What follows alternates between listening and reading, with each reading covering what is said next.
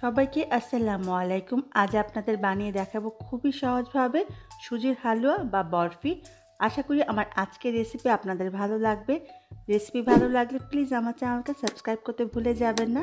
কথা না বাড়িয়ে চলুন জেনে নিই সুজির হালুয়া বা বরফি বানানোর প্রস্তুত প্রণালী। সুজির হালুয়া রান্না করার জন্য প্রথমে একটি পাত্রে নিয়ে নিচ্ছি 2 টেবিল চামচ পরিমাণ ঘি। এই সুজিটা ঘিতে রান্না করলে খেতে বেশি ভালো লাগে, তবে আপনি চাইলে তেল দিয়েও রান্না করতে পারবেন। দিয়ে দিচ্ছি 1 কাপ পরিমাণ সুজি। এবার সুজিটাকে এই ঘিয়ের মাঝে ভেজে নিব চুলার মাঝারি করে 3 থেকে 4 মিনিটের মতো। অনবরত নাড়তে হবে যাতে সুজির কোনো অংশ পুড়ে না যায়, সেটা খেয়াল রাখতে হবে। কোনো রকম দাগ পড়ে গেলে সুজির কালারটা নষ্ট হয়ে যাবে।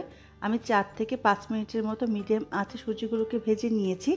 এবার এর মাঝে দিয়ে দিব হালকা গরম পানি।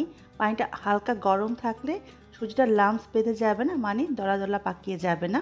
আমি 2 কাপ হালকা কুসুম গরম পানি দিয়ে দিয়েছি। এবার খুব ভালো করে সুজিটাকে আমি রান্না করে নেব আরও 2 থেকে 3 মিনিটের মতো। পানিটা দেওয়ার পরে খুব সহজে সুজিটা রান্না হয়ে যাবে। আমি 2 থেকে 3 মিনিটের মতো সুজিটাকে রান্না করে নিয়েছি। সুজিটা আমার সেদ্ধ হয়ে গেছে। এবার আমি চিনি ব্যবহার করব। প্রথমে চিনিটা ব্যবহার করলে সুজিটা সেদ্ধ হতে চায় না। দিয়ে দিলাম হাফ কাপ চিনি, তবে মিষ্টিটা আপনি আপনার স্বাদ অনুযায়ী কম বেশি করে নিতে পারেন। দিয়ে দিব সামান্য একটু লবণ। এই লবণটা দেওয়ার জন্য সুজির মিষ্টির টেস্টটা অ্যাডজাস্ট হবে। দিয়ে দিচ্ছি 1/4 চা চামচ পরিমাণ এলাচের গুঁড়া। এই এলাচের গুঁড়া দেওয়ার জন্য খুব সুন্দর একটা ফ্লেভার আসবে। এবার সবগুলো উপকরণ একসাথে নেড়ে খুব ভালো করে রান্না করে নিব। চিনিটা গলে সুজিটা আবারও অনেকখানি নরম হয়ে আসবে। সুজিটা রান্না করতে করতে সেই চিনির পানিটাও প্রায় শুকিয়ে আসছে।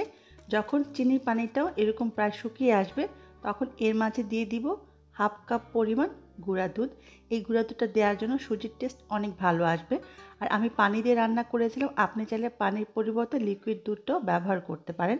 আবারও খুব ভালো করে নেড়ে গুঁড়া দুধটাকে আমি সুজির সাথে মিলিয়ে নিব।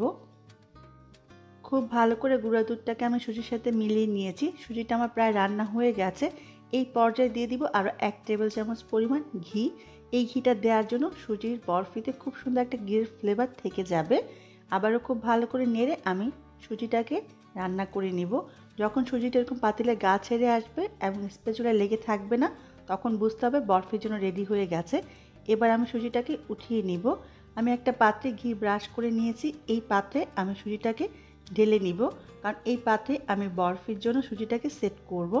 স্প্যাচুলার সাহায্যে খুব ভালো করে সুজিটাকে আমি সমান করে নিয়েছি। এবার এর উপরে কিছু পেস্তা বাদাম ছিটিয়ে দিচ্ছি। আপনি আপনার পছন্দ মতো যে কোনো বাদাম ব্যবহার করতে পারেন। এবার একটি স্প্যাচুলার সাহায্যে সমান করে নিলাম। এবার অপেক্ষা করব সুজিটা সম্পূর্ণ ঠান্ডা হওয়ার জন্য। ফিরে এলাম সুজিটা সম্পূর্ণ ঠান্ডা হয়ে যাওয়ার পরে। এবার বরফিটা আপনি আপনার পছন্দ মতো যে কোনো শেপেই কেটে নিতে পারেন। আমি আজকে ডায়মন্ড শেপে কেটে নিচ্ছি।